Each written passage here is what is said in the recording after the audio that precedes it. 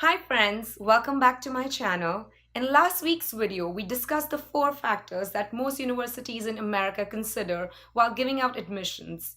Those 4 factors are your SAT score, your GPA, your extracurricular activities, and your volunteering hours.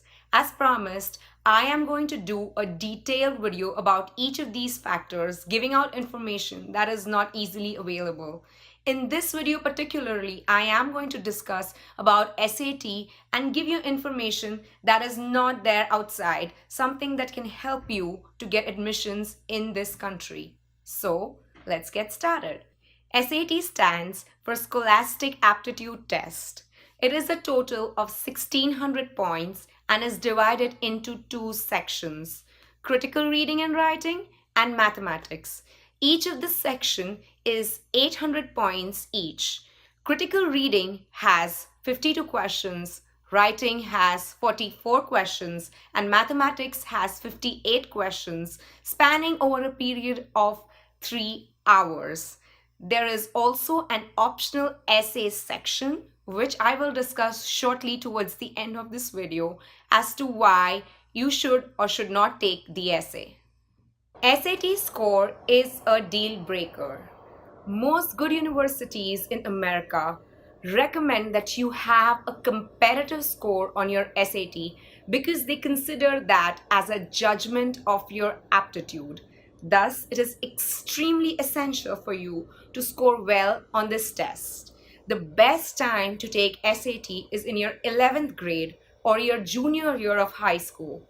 If you're studying in ITCSC or IBDP, the best time to take this test is in the first year of your A levels or the first year of your IBDP or IB diploma program.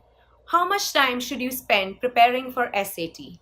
Well, this is a fairly subjective question, but I'm going to give you 2 answers depending on what your choice is. So for example, if you've decided way early on while you enter your high school that you want to come to United States of America to pursue your undergrad, the best way to go about it is to take your PSAT or preliminary SAT in your 10th grade. PSAT is exactly similar to SAT without the essay section, and it will give you a judgment of how prepared you are to take your SATs. Depending on your score of PSAT, your target school, and what do you want to do in terms of your major, you need to prepare only for 2 to 3 hours weekly between your 10th and your 11th standard to take your SATs and score well.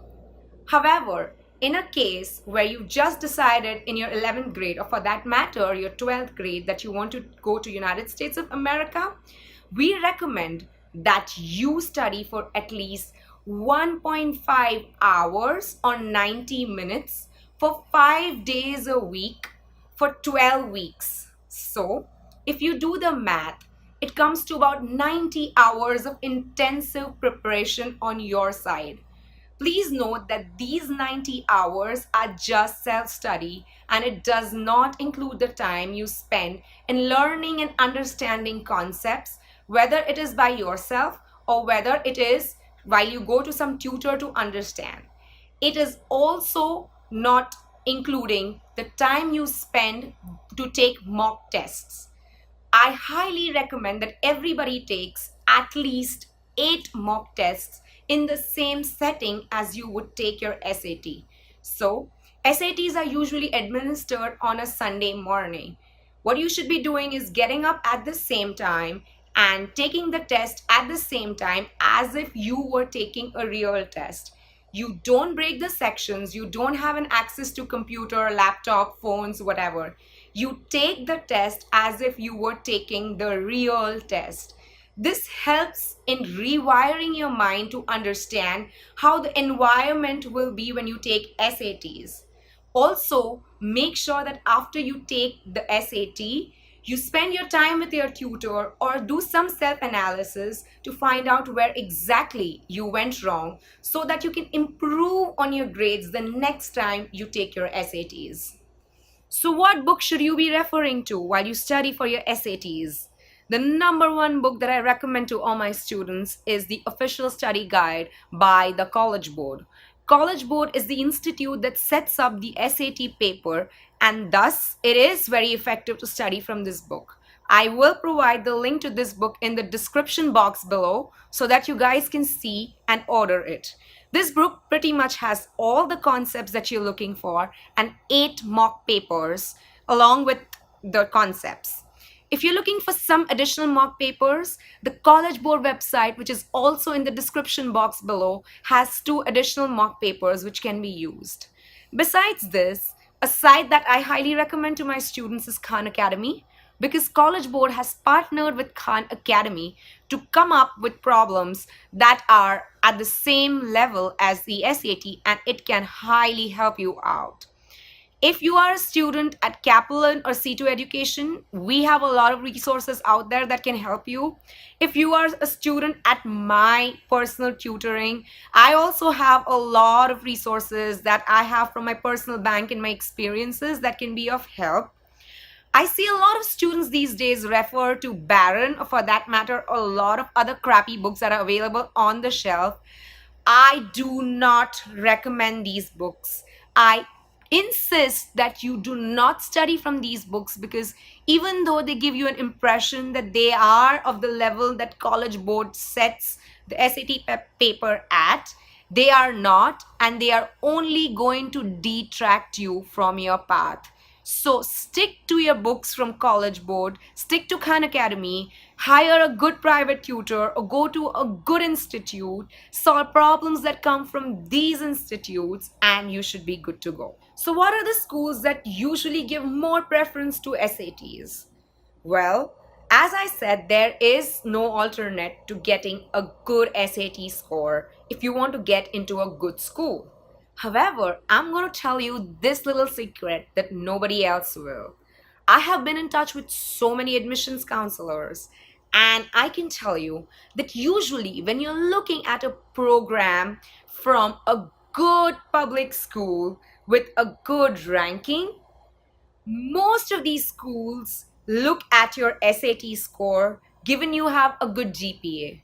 That means that the remaining 2 factors, which is the volunteering hours and extracurricular activities, is just some sort of a check mark. And as long as you have a competitive SAT score, you should more or less be able to get into these schools. However, if your target is private schools or Ivy League schools, you have to work on your other factors. I will discuss this more in the forthcoming videos. But that being said, you already know that you cannot get into an Ivy League given you have a bad SAT score. But a good SAT score with relatively less volunteering work and relatively less extracurricular hours can somewhat guarantee you admission in a public school with a good reputation and a good course ranking and a good job placement cell.